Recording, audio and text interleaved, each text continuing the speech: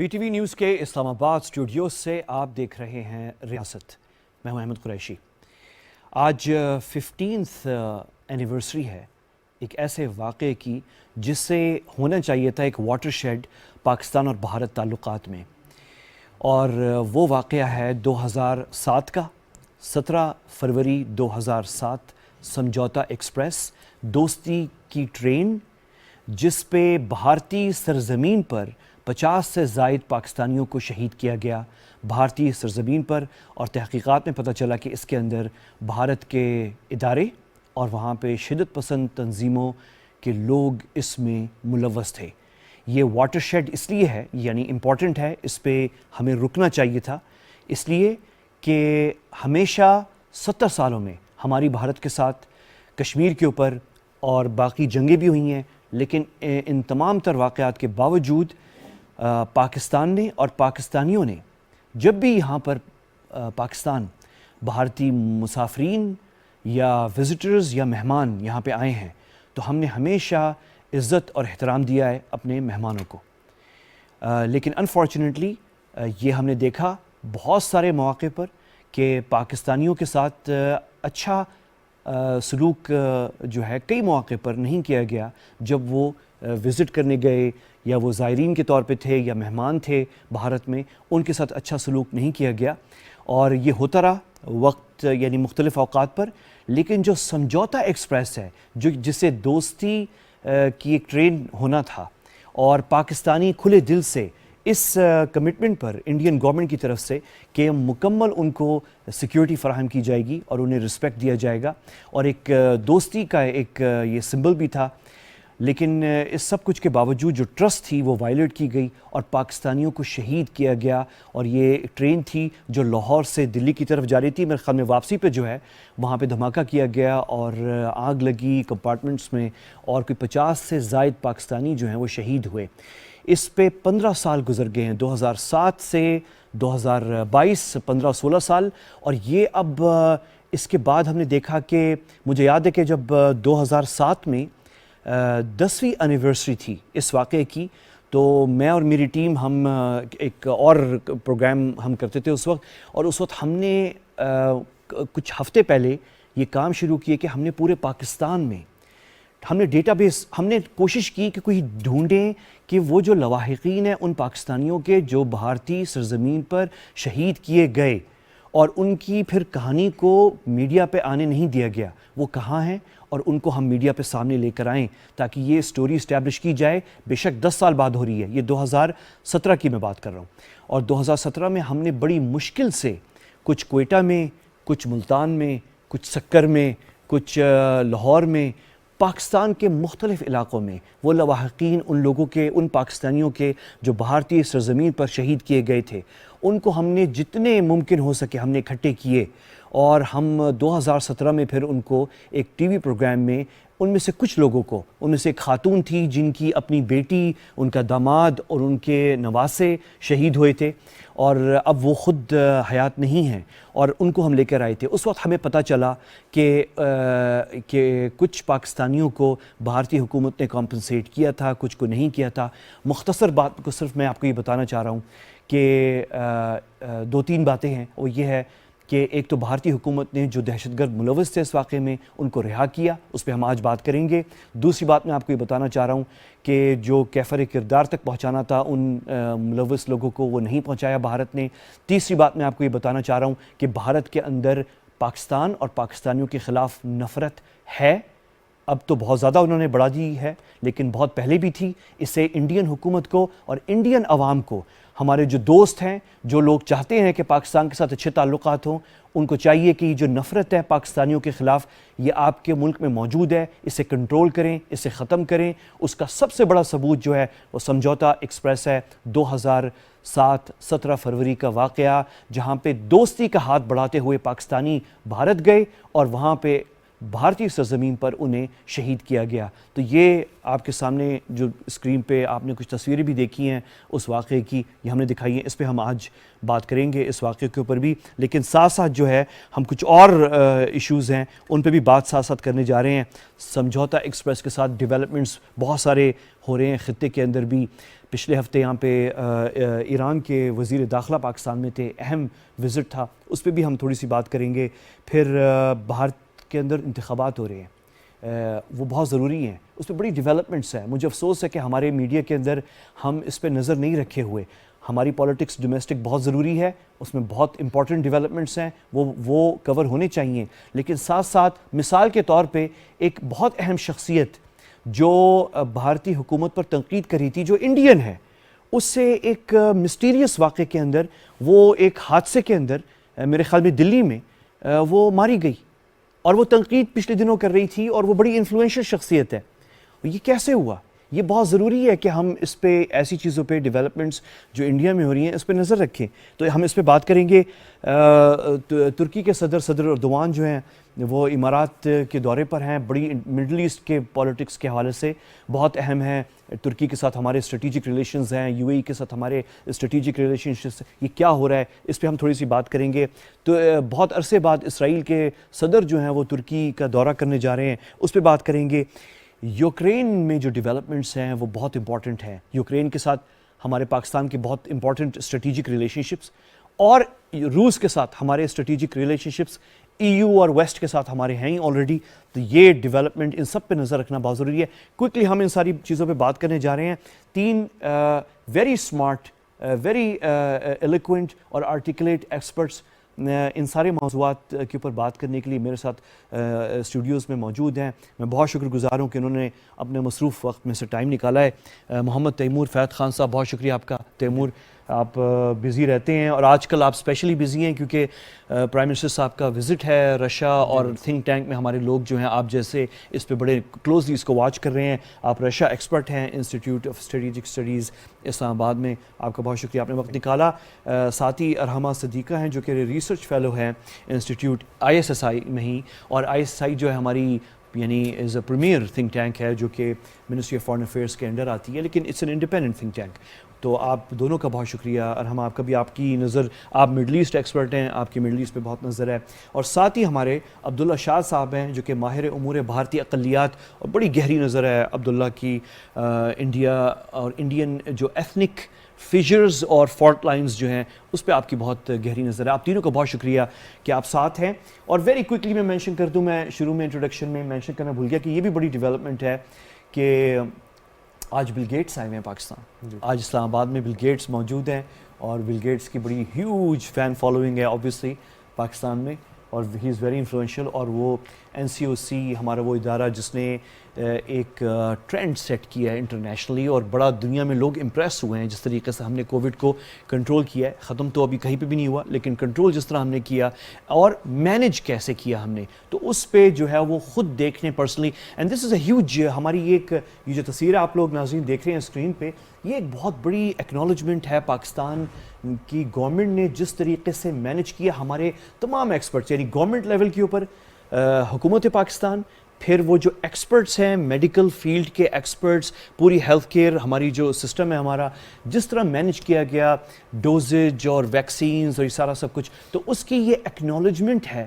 کہ Bill Gates اور Bill Gates foundation کے سینئر آفیشل ساتھ ان کے ہیں، وہ ان کا پاکستان آنا اور خود بریفنگ لینا اس کے اوپر بیسکلی عکاسی اس بات کی کرتا ہے کہ یہ ریکگنیشن ہے. اور بل گیٹس تو فارموسٹ پرائیویٹ ادارہ ہے دنیا کا جو ویکسینز کے حوالے سے کام کر رہا ہے.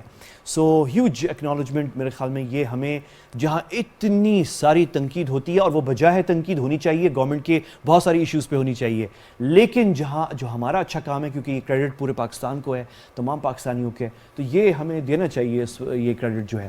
تو یہ ساری چیزیں ہیں، اس پہ ہم شروع کرتے ہیں بات کرنا. اور تیمور اور ارحمہ، ہم اس باقی چیزوں پہ آتے ہیں، لیکن کیونکہ یہ جو یہ سمجھوتا ایکسپریس جو ہے یہ بہت امپورٹنٹ ہے. ویری کوئکلی عبداللہ، جسٹ ہمارے ناظرین کے انفارمیشن کے لیے، 15 سال گزر گئے ہیں، وہ لوگ جو ملوث تھے اس واقعے کے اندر وہ کہاں ہیں اس وقت؟ السلام علیکم. بسم اللہ. الرحمن الرحیم. اصل میں جو 2007 میں یہ واقعہ وقوع پذیر ہوا جس کے اندر جو سرکاری اعداد و شمار کے مطابق 68 لوگ اپنی جان کی بازی ہار گئے، جبکہ غیر سرکاری اعداد و شمار کے مطابق 80 سے زیادہ لوگ اس کے اندر مارے گئے تھے. اس کے جو زیادہ تر پاکستانی تھے، تقریباً تمام پاکستانی تھے. اور اس کے اندر یہ ہوا کہ اس کا کچھ ٹرائلز ہوتے رہے. اس کا جو سوامی اسیمانند اس کا جو مین مرکزی کردار تھا، اس کا ایک بھارتی میگزین ہے کارما، اس کی صحافی لینا گیتا رگھوناتھ، انہوں نے اس کا انٹرویو بھی کیا جس کے اندر انہوں نے کہا، خود یہ ریکارڈ کے اوپر ہے، انہوں نے کہا کہ ان کی آر ایس ایس کے چیف موہن بھاگوت سے ملاقات ہوئی تھی جس کے اندر میجر اپادھیا جو اس کے مرکزی ملزمان میں سے، کرنل پروہت، سادھوی پرگیا ٹھاکر، سندیپ ڈانگے اور سنیل جوشی، یہ لوگ اس کے اندر موجود تھے. اور اس کے اندر کہا گیا تھا کہ سوامی اسیمانند چونکہ اپنے علاقے کے اندر بہت وقت سے عیسائیوں کو اور کمزور مسلمانوں کو زبردستی ہندو بنانے کا کام کر رہے تھے. یہ ایک آر ایس ایس کی کیمپین ہے جسے گھر واپسی کا نام دیا جاتا ہے. ٹھیک ہے، اس کے اندر یہ انہوں نے پلان کیا کہ ایک بڑے لیول پہ اب جو پاکستانی ہیں انہیں سبق سکھانے کی کوشش کی جائے، جس کے اوپر یہ سارا پلان. لیکن اس وقت میں بتانا بھول گیا ایک چیز عبداللہ، کہ اس وقت جو ہے جب یہ واقعہ ہوا، دو بڑی اہم پوائنٹس ہیں اور اس پہ آپ تھوڑا سا بات کریں. ایک یہ ہے کہ اس میں ملٹری انٹیلیجنس، آفیشیل ادارہ ملٹری انٹیلیجنس ان کے ڈائریکٹ ملٹری کے انڈر آتا ہے. M I military intelligence Indian army officers, اور یہ جن کا آپ نے ذکر کیا جو شدت پسند تنظیم ہے، انہوں نے کیا. لیکن جب واقعہ ہوا تھا تو اس کے فوراً بعد جو بیانات آئے تھے وہ یہ تھے کہ یہ پاکستان کے انٹیلیجنس اداروں نے کروایا ہے تاکہ بھارت اور پاکستان کے درمیان دوستی اور محبتیں اور وہ قربتیں اس کو روکا جائے. اور یہ بڑا زبردست پروپیگنڈا ہوا تھا اس وقت. اور انفارچونیٹلی اس وقت ہمارے ہاں یہ ایک دم سے وہ ڈس انفارمیشن ہوتی ہے تو ہمارے ہاں پھیلنا شروع ہوا، لیکن بعد میں پھر ثابت ہوا کہ نہیں، ایسا کچھ نہیں تھا. اور یہ ایکچولی جو قربتیں خراب کرنے کی جو کوشش تھی وہ انڈین اسٹیبلشمنٹ کے اندر سے ہوئی تھی. دیکھیں اصل میں اس کا ایک یہ کہ ایک تو بھارت کے اندر پورا سال انتخابات ہوتے رہتے ہیں. پاکستان ہے، پاکستان کے اندر سارے صوبوں کے اندر اور وفاق کے 5 سال بعد انتخابات ہوئے اور پھر باقی موضوعات میں ہم مصروف ہو جاتے ہیں. بھارت کے اندر کسی نہ کسی صوبے کے اندر، متعدد صوبوں کے اندر انتخابات چلتے رہتے ہیں، تو انہیں اس طرح کے ایشوز کی ضرورت رہتی ہے جس کی وجہ سے بھارتی عوام کا دھیان اصل ایشوز سے ہٹایا جا سکے. جس طرح اس وقت 5 بھارتی صوبوں کے اندر انتخابات جاری ہیں اور کل بی جے پی اور آر ایس ایس آفیشلی طور پہ پاکستان بیشنگ پالیسی پر گامزن ہو گئی ہے. کل جو پرائم منسٹر مودی کی پٹھان کوٹ کے اندر جو تقریر تھی اس کے اندر جو انہوں نے پاکستان کے خلاف باتیں کی اور اپنے ایشوز کے اوپر کوئی بات نہیں کی. اس کے اندر یہ تھا کہ آپ پلوامہ کا واقعہ دیکھیں، پٹھان کوٹ کا واقعہ دیکھیں، اڑی کا واقعہ دیکھیں، سمجھوتا ایکسپریس دیکھیں، تمام ان کی یہ روش رہی ہے کہ وہ جو بھی واقعہ ہوتا تھا اس کی تحقیقات سے پہلے ایک عادت کے طور پہ انڈین میڈیا اور بھارتی حکومت اس کا بوجھ پاکستان پر ڈال دیتی تھی. لیکن جو کارما کی صحافی تھی لینا گیتا رگھوناتھ، ان کے انٹرویو نے یہ پول کھولا کہ اس کے اندر آر ایس ایس اور ملٹری کے ٹاپ آفیشیل جس طرح آپ نے کہا تھا ان کی رضامندی شامل تھی. اب ان کے ملزمان کے ساتھ کیا ہوا؟ 1-1.5 سال پہلے بھارتی سپریم کورٹ نے اس کے تمام ملزمان کو باعزت بری کر 2019 میں 2 سال پہلے.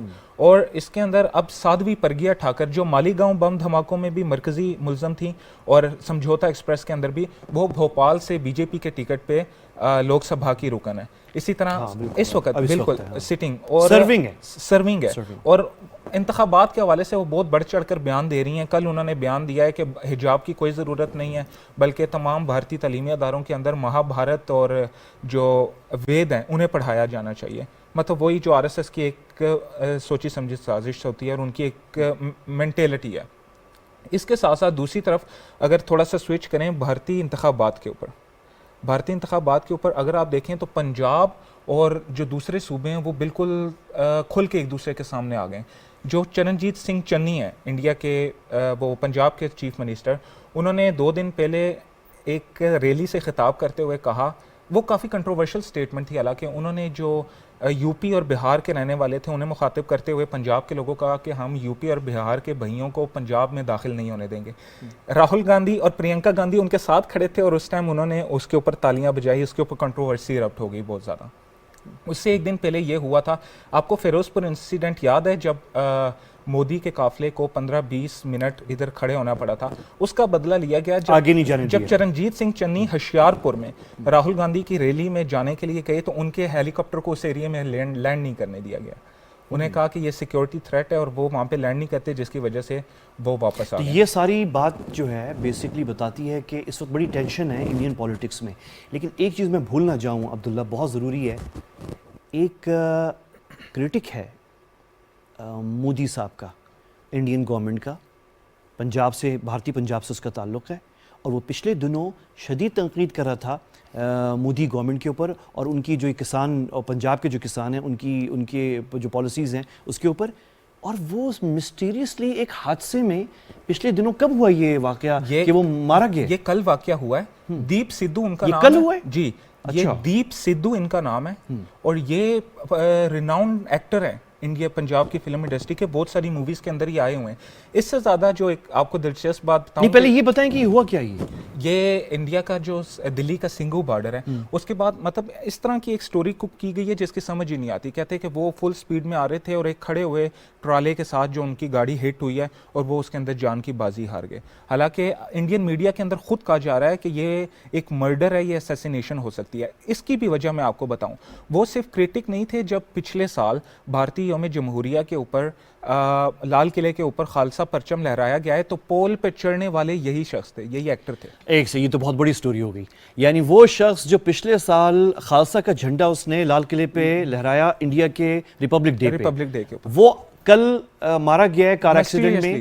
کہاں پہ؟ دلی میں. دلی کے بارڈر پہ, یعنی پنجاب سے انٹر ہو رہا تھا بالکل دلی. اور ابھی تک انڈین میڈیا خود یہ بات نہیں مان رہا کہ یہ کس طرح ممکن ہے کہ ایک بالکل کلیئر روڈ کے اوپر وہ آ رہے ہیں اور اتنی زیادہ لائنز خالی ہیں اس کے اندر, اور آ کے اس کے اندر انہوں نے تو میں یہ کہہ سکتا ہوں کہ انڈین جو بھی انتخابات ہو رہے ہیں انڈیا میں, اس میں کچھ اسٹیٹس میں, تو اس میں یہ پولیٹیکل اسیسینیشن کا شبہ پیدا ہو گیا ہے اور خود بات کی جا رہی ہے. لیکن کتنی اہم بات ہے جو ہم اپنے میڈیا میں ہم ڈسکس نہیں کریں. اچھا, اس پہ تھوڑا سا ابھی نظر ڈالتے ہیں. میں چاہ رہا ہوں کہ ہم تھوڑا اور دوسرے سارے جو ہماری باقی ٹاپکس ہیں ان کو بھی ڈسکس کر لیں, اور ساتھ ہی میں یوکرین سے پہلے ویری کوئکلی ارحمہ, صدر اردوان کا جو ابوظہبی کا وزٹ ہے, اور ہم ساتھ چیزیں بھی چلا رہے ہیں اسکرین کے اوپر, تو یہ very strategic, how important is this visit? It is very important in the sense that this was the first visit by a Turkish president since 2013. اور پچھلے نومبر میں the UAE MBZ جو ہے, he also visited Turkey in November 2021. Mohammed bin Zayed. So they had a strategic agreement ہوئی تھی کافی. It's more about economics at the end of the day. Turkey has realized کہ وہ isolate ہو رہا ہے آہستہ آہستہ. So it is making, even though like abhi hum aage discuss karenge with Israel and Turkey relations, but with UAE it has always been on the opposite side. For example, Syria, Libya. So Turkey and UAE have always supported the other side. ایک بات ویسے میں یہاں پہ کہوں گا ارحمہ کہ یہ جو اپوزٹ سائڈ پہ ترکی اور UAE ہوئے ہیں, یہ ابھی پچھلے اس دور میں ہوئے, یعنی 5-6-7 سال میں. عرب اسپرنگ کے بعد. ادروائز یہ عرب اسپرنگ کے بعد, مینلی ایکچولی ایجپٹ کے بعد, کیونکہ ترکی بہت سپورٹ کر رہے تھے مسلم بردرہڈ کو, اور عرب ورلڈ میں تقریباً مسلم بردرہڈ کو آئسولیٹ کیا گیا ہے, تو اپوزٹ سائڈ پہ. لیکن اس سے پہلے ترکی اور UAE کبھی بھی اپوزٹ سائڈ پہ نہیں تھی, یہ فرسٹ ٹائم ایسا ہوا ہے. اور جیسے آپ نے خود بتایا کہ وہ آپ کنٹینیو کریں. سو سیریا اور لیبیا میں ہم نے دیکھا ہے, اسپیشلی 2011 کے بعد they have been on opposite sides یہ دونوں. But I think Pakistan has been late to the party, but other countries have realized کہ economics is important. At the end of the day, it's paisa. UAE has. اور میں آپ کو یہاں پہ تھوڑا سا روک رہا ہوں, بس آپ کی مائک ایکچولی تھوڑی سی انٹرپٹ کر رہی ہے, اس کو وہ ایکچولی اس پہ ہل جاتا ہے نا, ایسے آپ کر لیں. اور ساتھ ہی میں آپ سے یہ پوچھوں کہ ارحمہ کہ یہ جو ہے, اچھا یہ بڑا تھوڑا سا یہ بتائیں کہ صدر اردوان جو ہیں انہوں نے اپنی اسٹریٹجی چینج کر دی ہے. یہ 3 جگہوں پہ بہت ان کی چینج اسٹریٹجی نظر آ رہی ہے. جی جی. ون از UAE, جی. سیکنڈ از اسرائیل, یا تھرڈ از فرانس, اور آلسو EU. ایک ہی بات ہے, فرانس EU. تو تینوں جگہ پہ بالکل آپ کے 180 ڈگریز, آلموسٹ 180 ڈگریز چینج ہو گیا. اس کا بتائیں. سو انٹرسٹنگلی ٹرکی جو تھا it was against the Abraham accords جو اسرائیل اور UAE نے سائن کیے تھے. It was the most vocal country which was against یہ سارا کچھ. But Turkey in the last year alone, Turkish lira has fallen 50% almost. So economically, Turkey has to, make outward economic approachments to other countries. And countries like Israel, for example, have shown interest. UAE and Israel both have shown interest کہ Turkish defense equipment ہم خریدنا چاہتے ہیں. Also, جو Turkey ہے, it wants to be a channel between to export Israel gas into Europe. So that is, again, it's all about economics at the end of the day. For Dubai, it has 9 years or 8 years now to implement its Abu Dhabi Strategic Vision 2030. So it has to do that. COVID-19 جس پہ آپ نے بڑا research کیا ہوا ہے, اور COVID-19 کی وجہ سے ابو ظہبی کو بہت فرق پڑا تھا, بہت زیادہ. ابھی تک Abu Dhabi has not recovered fully from that. So that is why کوئی بھی ریکور نہیں ہوا ہے ویسے, لیکن دبئی تو ہوا ہی نہیں ہے بالکل.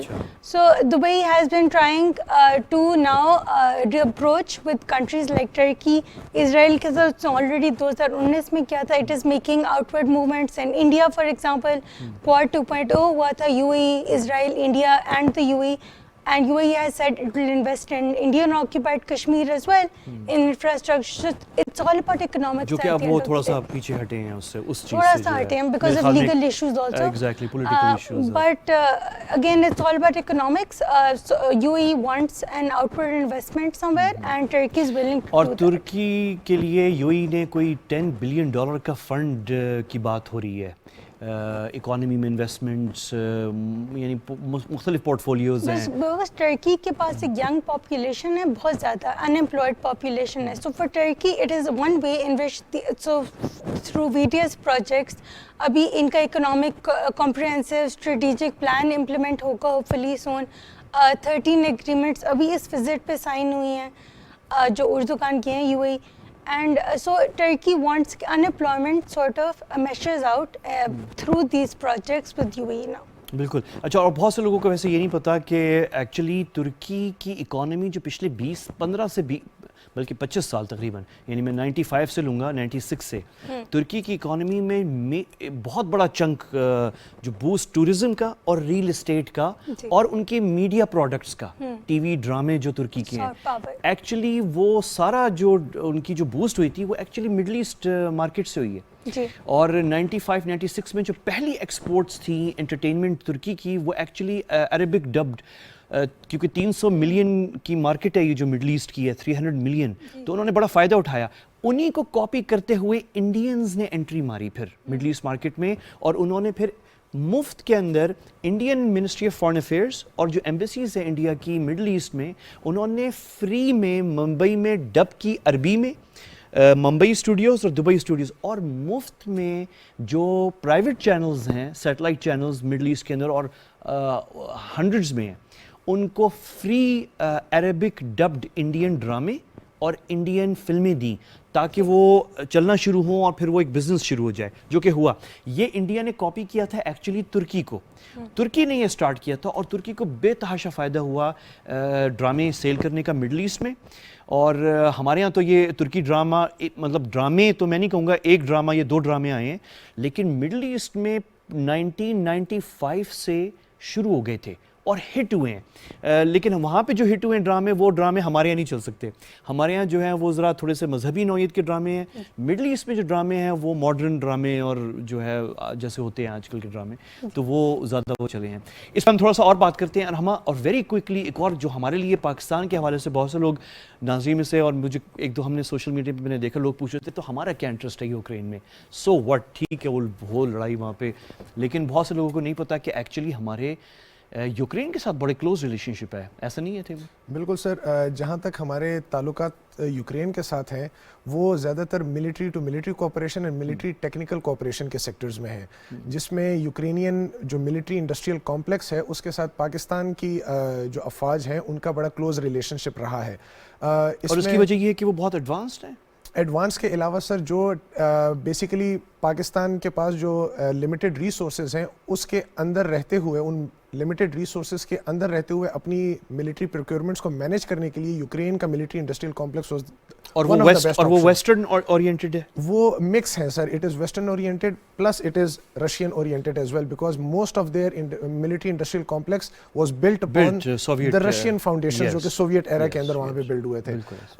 پھر اس کے علاوہ میں اس چیز کا بھی ایک امپورٹنٹ پوائنٹ ریز کرنا چاہوں گا کہ سن 2014 تک رشیا نے پاکستان کے اوپر یونیلیٹرل آرمز امبارگو لگایا ہوا تھا، جس کی وجہ سے ہم رشین اکوپمنٹ یا رشین آرمز خرید نہیں سکتے تھے، لیکن کافی ساری اس طرح کی چیزیں ہیں، جس طرح ہمارے الخالد ٹینک ہیں، ہمارے پاس باقی جو AR کنونشنل ویپنری ہے وہ روسی ساخت کی تھی، تو اس کی ٹیوننگ کے لیے، اس کی اپ گریڈیشن کے لیے یا اس کی ریفربشنگ کے لیے ہمیں رشین اکوپمنٹ اور رشین مواد کی ضرورت تو یہ تھی۔ بہت ضروری تھا۔ اچھا میں بہت کوئکلی ضروری اب آ جاتے ہیں ہم اس پہ جو کانفلکٹ ہے ابھی جو ہے، ابھی لیٹسٹ کیا سچویشن ہے یوکرین بارڈر پہ جو ہے؟ بارڈر کے اوپر جو سچویشن ہے اس کا temperature as compare to few weeks پہلے اس کی بنسبت کافی لوور ہوتا ہوا نظر آ رہا ہے، کیونکہ کانفیڈنس بلڈنگ میجرز تو میں ان کو نہیں کہوں گا، لیکن ڈی اسکلیٹری میجرز جو ہیں وہ دونوں سائڈ سے لیے گئے ہیں، یا ایٹ لیسٹ ان کا ذکر کیا گیا ہے، اور اسپیشلی جو تھا ہے اس پورے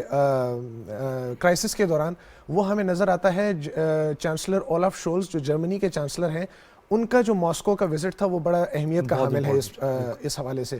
جرمنی چونکہ یورپ کی سب سے بڑی معیشت ہے اور ایک بہت ہی اسٹرانگ بارگیننگ چپس رکھتے ہیں اپنے پاس پوزیس کرتے ہیں۔ اچھا ویسے تیمور میں ایکسپیکٹ نہیں کر رہا تھا کہ جرمن فارن منسٹر جو ہیں وہ جو پریس بریفنگ ہوئی بعد میں، تو اس میں جو انہوں نے بڑے سخت یعنی بات کی، ایک وارننگ بھی ایک طرح سے دی رشیا کو، اور میں ایکسپیکٹ نہیں کر رہا تھا کیونکہ ان کے ہاں تو وہ نورڈ سٹریم پائپ لائن پہ روس اور جرمنی کی تو بڑی کوآپریشن بالکل ہے، لیکن سر آپ سرپرائز ہوئے تھے؟ میں باڈی لینگویج سے بڑا سرپرائز ہوا تھا جب دونوں ہیڈز آف اسٹیٹ یا لیڈرز جو تھے وہ جب آپس میں پریسر دے رہے تھے، میں ان کی باڈی لینگویج سے بڑا متاثر ہوا، کیونکہ وہ بڑی انکریجنگ تھی ایز کمپیئر ٹو جو پریزیڈنٹ ایمینوئل ماکرون اور پریزیڈنٹ پوٹن کی پریسر میں جو مجھے نظر آئی۔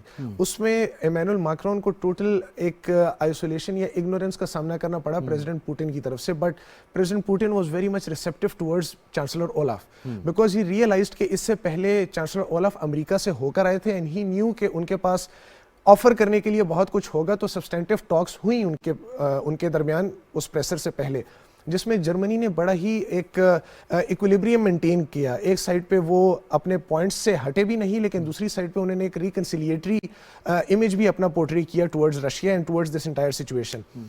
جہاں تک نارڈ سٹریم 2 کی پروجیکٹ کے تعلق ہے، اس میں انہوں نے امریکہ کے اندر بھی اولاف شولز نے یہ ذکر نہیں کیا کہ ہم اس کو ٹوٹلی ختم کر دیں گے، جب پریزیڈنٹ بائیڈن بار بار اس چیز کا ذکر کر رہے تھے کہ اگر رشیا نے ایگریشن کی تو ہم لوگ اس پروجیکٹ کو بالکل ہی ختم کر دیں گے، جس کے جواب میں چانسلر اولاف نے یہ کہا کہ ہم لوگ ابھی اس کے اوپر اتنا اسٹرانگ سٹانس تو نہیں رکھتے، لیکن دس option is on the table, لیکن ہم ابھی اس نتیجے پر نہیں پہنچے، جب رشیا ایگریشن کرے گا تب اس معاملے کے اوپر سوچا جا سکتا ہے۔ اور جب وہ ماسکو میں بھی تھے تو پریزیڈنٹ پوٹن نے بار بار ان کو یہ باور کرانے کی کوشش کی کہ یہ آپ کی معیشت کے لیے یہ پروجیکٹ بہت ضروری ہے، جس کے اوپر چانسلر اولاف نے کہا کہ بالکل ضروری ہے، لیکن اگر آپ کی طرف سے یوکرین کے خلاف ایگریشن ہوا تو اس کو ختم کرنے میں بھی ہم دیر نہیں لگائیں گے۔ اچھا تیمور میں یہاں پہ رکتا ہوں ایک منٹ کے لیے، ہم ایک وقفہ لیتے ہیں اور وقفے سے ہم واپس آئیں گے، اور کوئکلی میں آپ سے ایک چیز پوچھوں گا اس سے پہلے کہ ہم آگے بڑھیں، کہ آج جو ہے جو ترجمان ہیں وزارت خارجہ کی روس کی، انہوں نے طنز میں یعنی کہ کیونکہ ان کے اوپر بہت بات ہو گئی کہ انویڈ کرنے جا رہے ہیں یوکرین کو، اور وہ بڑے ڈیفینسو ہو گیا تھا رشیا، تو انہوں نے بڑے طریقے سے اور بڑی زبردست سٹائل میں انہوں نے کہا کہ میں ریکویسٹ کرتی ہوں برطانوی اور امریکی میڈیا سے کہ وہ ہمیں ٹائم اسکیجول دے دیں کہ ہم کب انویڈ کرنے جا رہے ہیں، تاکہ ہم اس حساب سے اپنا اسکیجول بنا لیں۔ تو ایک بڑا خوبصورت ہے، لیکن یہ تو چلو ایک مذاق ہے، اور رشینز بڑے ایکسپرٹس ہیں میڈیا مینجمنٹ کے، تو جیسے امریکنز بھی ہیں، سب ہیں ایکچولی، لیکن اس کے پیچھے کچھ ہارڈ باتیں ہیں کہ روس واقعی انویژن کرنے جا رہا تھا یا نہیں، اور اگر انہوں نے وارننگ دی امریکنز نے تو کس حد تک وہ صحیح تھے، اور کس حد تک روس جو ہیں وہ اپنی بات میں صحیح ہیں کہ ان کا ارادہ نہیں تھا انویڈ کرنے کا یا تھا۔ یہ ایک بڑی بحث سوشل میڈیا پہ بھی چل رہی ہے، یہ سوال میں آپ سے پوچھتا ہوں، اس کا جواب میں آپ سے لیتا ہوں اس وقفے کے بعد، اور واپس آئیں گے، اور ہم ابھی ساتھ ہیں، ہم ابھی تھوڑی سی اور بات کرنی ہے کیونکہ ابھی اسرائیل اور ترکی کا رہتا ہے، اس پہ ہم بات کرتے ہیں، اور ترکی اور مصر، اور کیونکہ جو صدر اردوغان اس وقت کر رہے ہیں فرنٹ پہ تو ابھی اسرائیل سے اور امارات سے تعلقات بہتر کر رہے ہیں، لیکن ان کا جو اگلا ہدف ہے وہ ایکچولی مصر اور سعودی سے تعلقات بہتر کرنا ہے، اور پھر ہم انڈیا پہ تو عبداللہ آئیں گے ساتھ واپس۔ یہ چھوٹا سا وقفہ ہے، وقفے کے بعد ملتے ہیں۔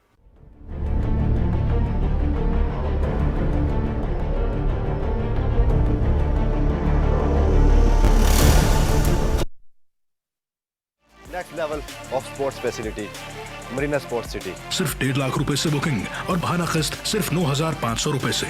Welcome to the new home of Lahore Qalandars, Marina Sports City. 042 111 333 987, a project of Al Jaleel Developers.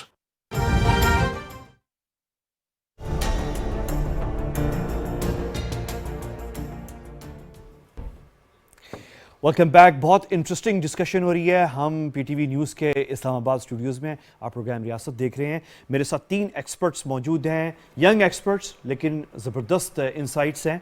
और हम वक्फे से पहले बात कर रहे थे यूक्रेन के हवाले से, और हम सदर अर्दवान का जो अब दौरा यूएई है, मुत्तहिदा अरब इमारात का, और जो इसराइल के सदर काफ़ी अरसे बाद अब तुर्की का दौरा करने जा रहे हैं सदर अर्दवान की दावत पर, उस पर बात करने जा रहे हैं। और इंडिया में कुछ इलेक्शन पे डेवलपमेंट्स हो रही हैं, ये भी हम देख रहे हैं।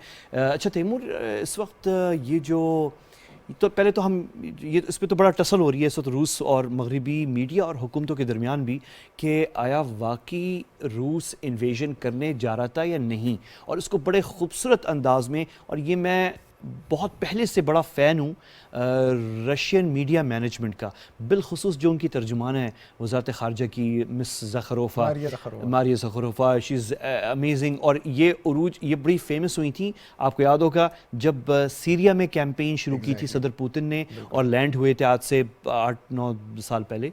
तो मुझे ये बताएं कि वो तो ये कह रही हैं बड़े मज़े से तंज़ में कि हमें क्यों ना अमेरिकी और ब्रिटिश मीडिया आके स्केजल दे दें कि कब हम इन्वेजन करने जा रहे हैं कब नहीं। लेकिन जो सीरियस सवाल है वो ये है कि बहुत से लोगों का ख्याल है कि रूस इन्वेजन करने जा रहा था, और स्पेशली वेस्ट के अंदर, और ये जो अचानक से कैंपेन बिल्डअप की गई कि अब हो रहा है, कल हो रहा है, ये डेट है, ये हो रही है, उसकी वजह से ये इन्वेजन रुका है।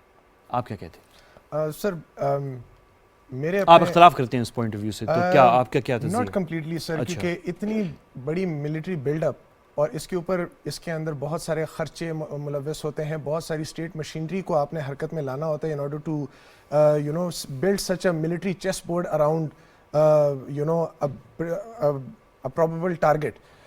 लेकिन उसको आप टोटली डिसरिगार्ड भी नहीं कर सकते कि रूस का कोई इरादा नहीं था अटैक करने का। Basically it was a mixture of soft tactics and hard tactics. रूस के अपने कुछ मकासद थे जो कि वो यूक्रेन इशू से हासिल करना चाहता है, और वो उसको किसी भी तरीके से जो अभी क्लियर नहीं है। इवन वेस्टर्न मीडिया बड़े परेशान है कि वो क्या है एग्जैक्टली। बेसिकली मेरे अपने राय के मुताबिक सर वो ये हैं कि रशिया चाहता है कि उसके और यूरोपीय यूनियन की टेरिटरी के बीच में बफर जोन क्रिएट हो, क्योंकि यूरोपीय यूनियन कॉन्स्टेंटली ईस्टवर्ड एक्सपेंशन करने से नहीं रुकेगा। ये तो प्रेसिडेंट पुतिन ने भी इसका नेटो की एक्सपेंशन, एग्जैक्टली नेटो की ईस्टवर्ड एक्सपेंशन से वो नहीं रुकेगा।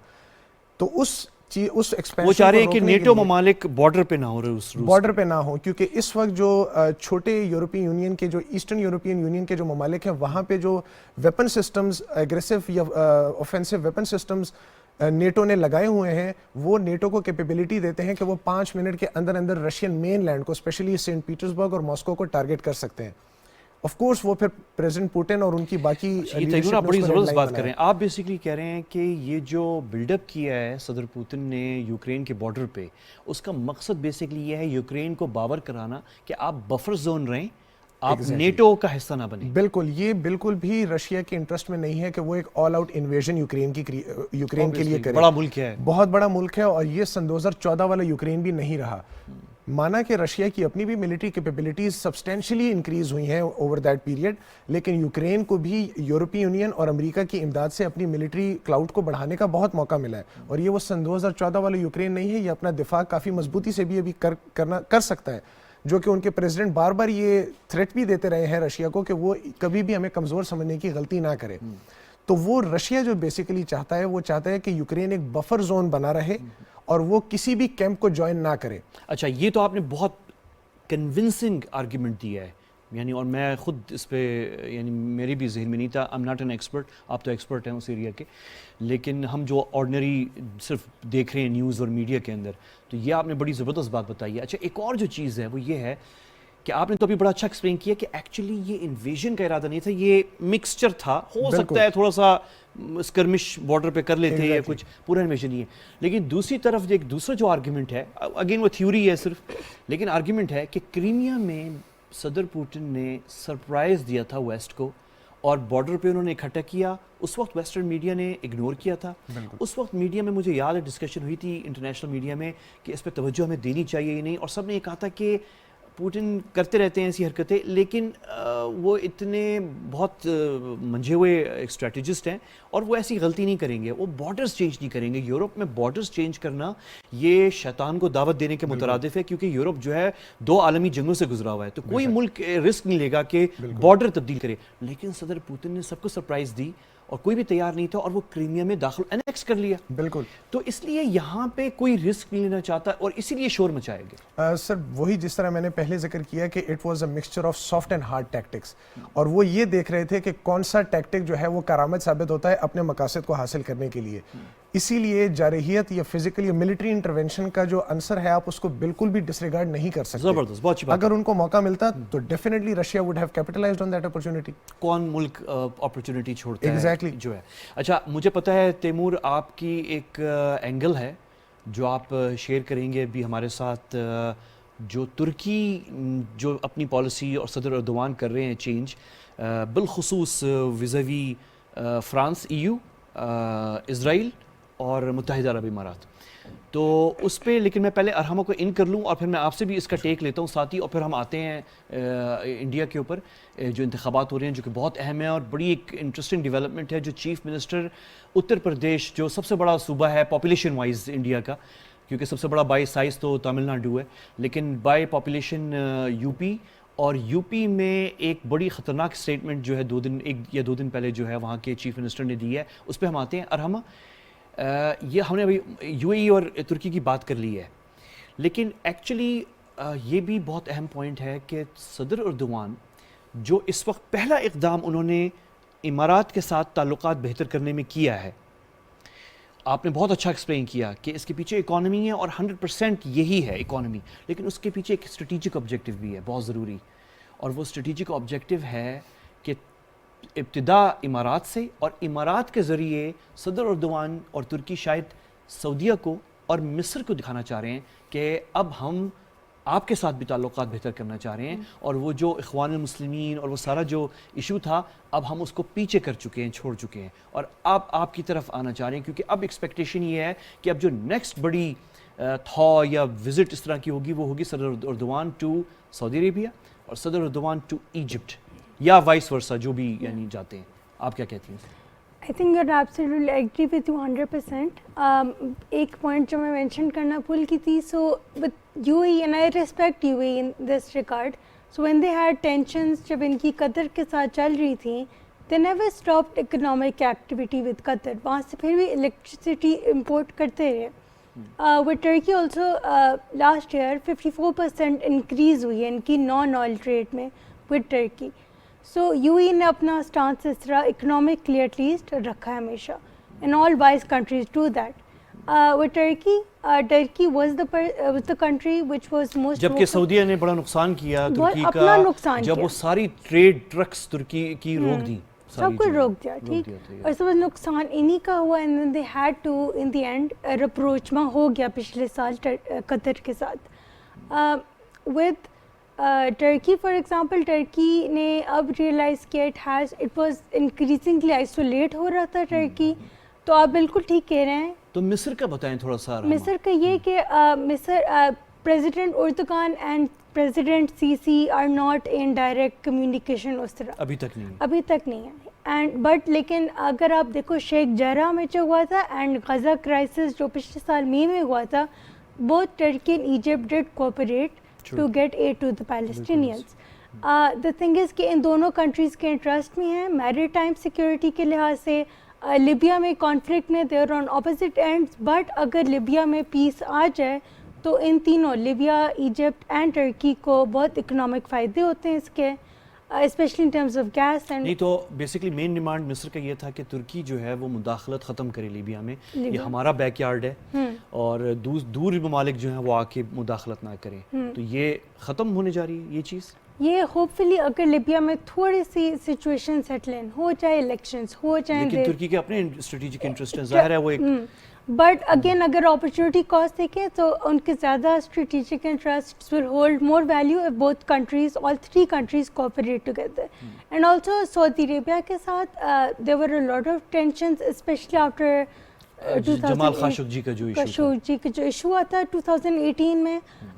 سو نیکسٹ پوائنٹ ٹرکی کے لیے will be Egypt and then in the end they will encircle and then it will go to Saudi Arabia. اچھا ویری کوئکلی, اور تیمور اس سے پہلے کہ ہم وہ ترکی اس میں وہ جو یوکرین والا ایلیمنٹ اور رشیا والا جو ہے اس پہ آتے ہیں, ایک بات بتانا یا ڈسکس کرنا ضروری ہے ارحمہ, وہ یہ ہے کہ جو ایکچوئل جو ایشو ہے ایکچولی ترکی کا سعودیہ مصر امارات کے ساتھ تو کوئی ایشو نہیں ہے جیو اسٹریٹجک کچھ, لیکن وہ جو بنا ایکچولی وہ ایک چیز کی وجہ سے بنا, one issue and one issue only. ویسے تو ملٹیپل ہو گئے بعد میں, لیکن وہ ایکچولی ون ایشو تھا, اور وہ ہے اخوان المسلمین. کہ مصر میں ایجپٹ کی فوج اور مین جو کنٹریز ہیں یہ گلف اور مڈل ایسٹ کی, وہ سپورٹ کر رہے تھے ایجپٹ فوج کو اور اسٹیٹ اور ریاست کو, اور صدر اردوان جو ہیں وہ سپورٹ کر رہے تھے اخوان المسلمین پارٹی کو. تو تعلقات بہتر کرنے کے لیے مصر اور سعودیہ اور امارات کے ساتھ صدر اردوان نے کچھ اخوان المسلمین کے جو لوگ مصر سے بھاگے ہوئے تھے, جو پناہ لی ہوئی تھی ترکی میں, موجود تو ہیں, ان کو نکالا نہیں ہے, لیکن ان کے کچھ ٹی وی چینل چل رہے تھے, کچھ ویب سائٹس چل رہی تھیں, کچھ آن لائن ریڈیو اور ٹی وی براڈ کاسٹ ہو رہی تھی, وہ بند کر دی ہیں صدر اردوان نے. آپ نے فالو کیا تھوڑا سا جی, تو یہ بند ہوئی ہے یہ چیز, اور یہ گڈ وہ کیا کہتے ہیں روچما کی طرف وہ طرف جو ہے میجرز صدر اردوان نے اٹھائے ہیں. لیکن مین ایشو جو ہے وہ یہ جو آپ نے شروع میں بتایا تھا, اور وہ اکانومی ہے بیسکلی. صدر اردوان جو یہ کر رہے ہیں, فرانس کے ساتھ تعلقات بہتر, اسرائیل کے ساتھ, یو اے کے ساتھ, اور اگلے مصر اور سعودیہ کے ساتھ, وہ اکانومی کی وجہ سے. Turkey was the first country to recognize Israel, Muslim country, and it and has the biggest country which has trade with Israel کے ساتھ, سب سے بڑا وہی ہے. ترکی کا اس میں تھوڑا سا ایلیمنٹ, یوکرین میں ترکی کا کیا وہ ہے؟ سر آپ کو پہلے یہ دیکھنا ہوگا کہ ترکی نیٹو کا بھی ممبر ہے, اور ترکی کے بہت ہی اچھے اسٹریٹجک تعلقات رشیا کے ساتھ بھی ہیں. اس وقت although reluctantly وہ چاہ رہا ہے کہ ایک ٹرائلیٹرل فارمیٹ ٹرکی انیشیٹ کرے, جو کہ پریزیڈنٹ اردوغان نے اس کا کل پرسوں ذکر بھی کیا تھا, کہ جس میں وہ heads of state of Ukraine as well as Russia, اور وہ خود اس کو ٹرائلیٹرل فارمیٹ بنا کر اس کو ایک میڈیٹ کریں, جس میں وہ نیٹو کنٹریز کی بھی اوپینین کو فیکٹر ان کر کے ایک ڈی اسکلیشن کے لیے راہ ہموار کریں. نہیں, لیکن ترکی جو ہے اور صدر اردوان جو ہیں وہ تو نیٹو میں کنٹری ہے. ایگزیکٹلی, ان کی نیٹو کی طرف رسپانسبلٹیز ہیں, but he has a lot of strategic interest, economic interest so to speak, with Russia as well. اور اس کا ان اسٹریٹجک انٹرسٹ کی جو الائنمنٹ ہے وہ آپ کو ساؤتھ کوکسس کے نگورنو کاراباخ کے کانفلکٹ میں بھی آپ کو نظر آئی, جس میں دونوں رشیا اور ٹرکی نے آذربائیجان کی ہیلپ آؤٹ کی against Armenia. Russia although categorically didn't come out and supported Azerbaijan against Armenia, but on the ground جو کہ اس کے مینوورز تھے they were in favor of Azerbaijan. حالانکہ دونوں Azerbaijan as well as Armenia یہ اس کے سی ایس ٹی او کے جو کامن ویلتھ سیکیورٹی کا جو ان کا بلاک ہے, جو رشین سیکیورٹی بلاک ہے, دونوں اس کے ممبرز ہیں. But Russia rather than acting objectively it picked sides. اس کی وجہ یہ ہے کہ ترکی کے آذربائیجان کے ساتھ کافی زیادہ انرجی پیکٹس ہیں, اور جو ان کے بارڈرز کے ساتھ روس نے بھی ایکچولی اکانومی کو فیور دی جیو اسٹریٹجی کے اوپر. ایگزیکٹلی. اچھا ویری کوئکلی اب آخر میں ہم تھوڑا سا اس پہ بات کر لیتے ہیں. ایک تو پہلے یوگی جو چیف منسٹر ہیں یو پی کے, کیا اسٹیٹمنٹ تھی وہ عبداللہ؟ یوگی آدتیہ ناتھ نے جو اتر پردیش کے وزیر اعلیٰ ہیں, انہوں نے چند دن پہلے ہندوؤں سے اپیل کی تھی کہ آپ سارے بی جے پی کو ووٹ دیں, ورنہ اتر پردیش بھی کشمیر اور کیرالہ اور ویسٹ بنگال میں تبدیل ہو جائے گا. ان کی یعنی ایک تو آپ نے کشمیر کے اندر حالات کی خرابی کا اعتراف کیا اپنے دعووں کے برعکس, اور دوسری طرف اس کے اوپر جو ایتھنک ٹینشن ہے انڈیا کے اندر وہ بہت زیادہ بڑھ گئی ہے صوبوں کے درمیان. پنجاب کی, بہار اور یو پی کے ساتھ ہے. یو پی کی اس بات کے اوپر جو کیرالہ کے سی ایم ہیں پنرائی وجین, انہوں نے ٹویٹ کیا ہندی لینگویج کے اندر. انہوں نے کہا کہ یوگی آدتیہ ناتھ کہتے ہیں کہ جو اتر پردیش ہے کیرالہ جیسا بن جائے گا. اگر کیرالہ جیسا بن گیا تو وہاں پہ ایجوکیشن اور ہیلتھ کی جو سروسز ہیں لوگوں کو میسر آئیں گی, اور کسی کی موب لنچنگ بھی نہیں کی جائے گی ریلیجن کے نام پہ. یہ C M to C M ان کی ایک وار چل رہی تھی. اس کے ساتھ اگر ہم تھوڑا سا فارمر پروٹیسٹ کو ٹچ کریں تو جو لکھیم پور کھیری کیس تھا, جس کے اندر جو ان کے ڈپٹی وزیر داخلہ انڈیا کے اجے شرما, اس کے بیٹے آشیش شرما کو رہا کر دیا گیا ہے. جس کے اوپر سکھوں کے اندر ایون کسانوں کے اندر ایٹ لارج کیوں ہے، کیوں ان کو وہ ہے غصہ؟ انہوں نے لکھیم پور کھیری ایک جگہ ہے اتر پردیش کے اندر، اس کے اندر سکھ جو تھے وہ پروٹیسٹ کر رہے تھے اور انہوں نے اپنی گاڑی اس کراؤڈ کے اوپر چڑھا دی تھی، جس کے اندر متعدد جو بڑا سکھ تھے، فیمس واقعہ تھا، متعدد لوگ جان کی بازی ہار گئے تھے، اور یہ اس کی وجہ سے انڈین پولیٹکس کے اندر ایک بہت بڑا ٹرن آیا تھا، کیونکہ راہل گاندھی بھی وہاں پر چلے گئے تھے، اور اس وقت خدشہ ہو گیا تھا کہ کہیں ہندو اور سکھوں میں انڈیا میں وہ مسئلہ نہ ہو جائے۔ اصل میں اب بی جے پی کو اس وقت جو ہے حجاب والا جو واقعہ ہوا ہے اس کی وجہ سے مسلمان متحد ہو گئے ہیں بہت زیادہ، اور ان کا جو ایک ووٹ ہے وہ یا سماج وادی پارٹی کو جا رہا ہے یا اسد الدین اویسی کو جا رہا ہے، بی جے پی کے کھاتے میں نہیں جا رہا۔ اس لیے کل موہن بھاگوت جو Rashtriya swim civic Singh RSS کے ہیڈ ہیں، انہوں نے کل ورچوئل میٹنگ میں اتر پردیش میں کہا ہے کہ جو پہلے فیز میں ان کی ووٹنگ ہوئی ہے وہ 55 سیٹوں کے لیے ہوئی ہے۔ انہوں نے کہا ہے کہ انڈین IB کی رپورٹ کے مطابق، موہن بھاگوت کہہ رہے ہیں کہ IB کی رپورٹ کے مطابق بی جے پی کے لیے حالات اچھے نہیں ہیں اور 55 میں سے بمشکل 17 سیٹیں ہمیں ملیں گی، ٹھیک ہے، اور اسی طرح دوسرے مرحلے کے اندر ہماری اور زیادہ حالت خراب ہو گئی ہے، اس لیے RSS کے کارکنان جو ہیں متحرک ہو جائیں۔ متحرک ہونے سے کیا مراد ہے؟ یعنی مسلم اینٹی مسلم رائٹس ہونے جا رہے ہیں، کیونکہ ساتھ ہی ساتھ بی جے پی نے ایک شفٹ لیا ہے، جس طرح حجاب کے حوالے سے وہ مسلم بیشنگ پالیسی پہ تو گامزن تھے، کل جو نریندر مودی نے پٹھان کوٹ کے اندر خطاب کیا ہے اس کے اندر انہوں نے کہا ہے کہ اگر 1947 اور 1965 کے اندر بی جے پی کی سرکار ہوتی تو ننکانہ صاحب اور کرتارپور کوریڈور انڈیا کے حصے میں ہوتا، پاکستان کے پاس نہ ہوتا۔ اتنی کھلم کھلا اشتعال انگیزی، یعنی آپ کو اپنے 5 ریاستی انتخابات کے اندر کیوں ضرورت پیش آ گئی کہ آپ اس طرح کی بات کریں؟ کیونکہ آپ بیک فٹ پہ، اس کے ساتھ حجاب ایسا ہے ویسے عبداللہ؟ بالکل بیک فٹ پہ بی جے پی کو جانا پڑا ہے حجاب، کیونکہ اس کو آپ دیکھیں CNN نے بھی رپورٹ کیا ہے آبجیکٹو ہو کے، الجزیرہ نے بھی کیا ہے، BBC کو بھی، international media over all, even US government کی سٹیٹمنٹ جو ہے ان کے اگینسٹ گئی۔ اس کے ساتھ آپ دیکھیں کہ ان کی جو ڈومیسٹک پولیٹکس ہے اس کے اندر جو نفرت کا عنصر کتنا زیادہ ہے۔ اتراکھنڈ اور گوا کے اندر 14 فروری کو 2 دن پہلے انتخابات مکمل ہو گئے ایک ہی فیز کے اندر۔ اس سے پہلے اتراکھنڈ کے وزیر اعلیٰ نے اعلان کیا کہ اگر دوبارہ اتراکھنڈ کے اندر بی جے پی کی حکومت آ گئی تو حجاب کو کیا ہم مسلمانوں کے تمام پرسنل لاز کا خاتمہ کر دیں گے، اور انڈیا کے اندر میں ایک خصوصی کمیٹی بناؤں گا جو اتراکھنڈ کے اندر یکساں سول کوڈ نافذ کرے گی، یعنی اس کے پرسنل لا مسلمانوں کے ختم ہو جائیں گے۔ اچھا عبداللہ، میں آپ کو سوری انٹرپٹ کروں، میرا وقت بالکل ختم ہے یہاں پہ۔ اچھا، ایک آپ نے بڑی زبردست بات کی، جو پاکستان میں بڑے اچھے ہمارے ہاں مایاناز انڈیا ایکسپرٹس ہیں، اس میں کوئی شک نہیں ہے، obviously ہمیں we are right next door, تو ہمارے یہاں ایکسپرٹس ہیں انڈیا پہ، لیکن آپ جو ایک بات کبھی کبھار نبض پہ بڑی چیزوں پہ رکھ دیتے ہیں، آپ نے ایک بڑی بیچ میں ایک بڑی اہم جملہ بولا، میں آخر میں بس جلدی سے اس کو دہراؤں گا، اور وہ یہ ہے، آپ نے کہا کہ مسلمان متحد ہو گئے ہیں۔ یہ ہمارے یہاں بہت سے لوگوں کو شاید نہیں پتا ہوگا کہ انڈین مسلمز جو ہیں ایکچولی وہ یونائٹڈ نہیں تھے ووٹس میں، اور ہمیشہ ان کی ووٹ ڈیوائیڈڈ تھی، ہمیشہ۔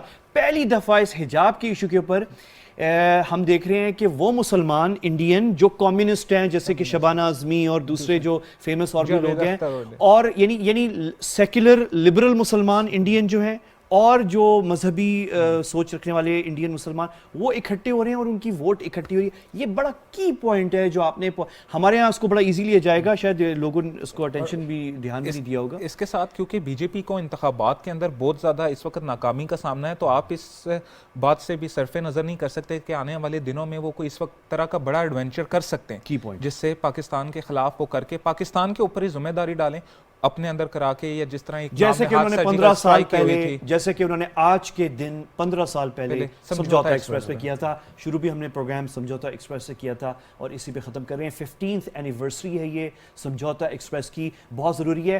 ہم ویسے، مجھے اس پہ کہنے میں کوئی حرج نہیں ہے، ہمیں جس طریقے سے سمجھوتا ایکسپریس پہ انڈیا کا جو رول ہے اجاگر کرنا چاہیے تھا اپنے ملک کے اندر بھی، کہ کس طرح انڈیا نفرت پاکستانیوں کے خلاف پھیلا رہا ہے، اور انٹرنیشنلی بھی کہ کس طرح کھل کے جو ہے ان کی ملٹری انٹیلیجنس اور دوسرے ادارے جو ہیں کھل کے انہوں نے 50 سے زائد پاکستانیوں کو جو ہے قتل کیا، شہید کیا انڈین سرزمین پہ، جو دوستی کے نام کے اوپر انڈیا گئے ہوئے تھے۔ تو یہ ہم انفارچونیٹلی ناکام رہے ہیں، لیکن چلیں، جو اچھی بات ہوئی ہے کہ آج 15 سال بعد آج ہمارے میڈیا میں اس چیز کو ہائی لائٹ کیا جا رہا ہے، نیور ٹو لیٹ۔ اسی کے ساتھ مجھے اور میری ٹیم کو اجازت دیجیے، اور میرے مہمانوں کو بھی، محمد تیمور فہد خان صاحب جو کہ رشیا ایکسپرٹ ہیں ISSI میں، ارحمہ صدیقہ ریسرچ فیلو ہیں، مڈل ایسٹ ایکسپرٹ ہیں اگین ISSI میں، اور ساتھ عبداللہ شاہ صاحب جو کہ ماہر امور بھارتی اقلیات ہیں، اور اگلے ہفتے آپ سے ملاقات ہوگی۔ مجھے اجازت دیجیے، اللہ حافظ۔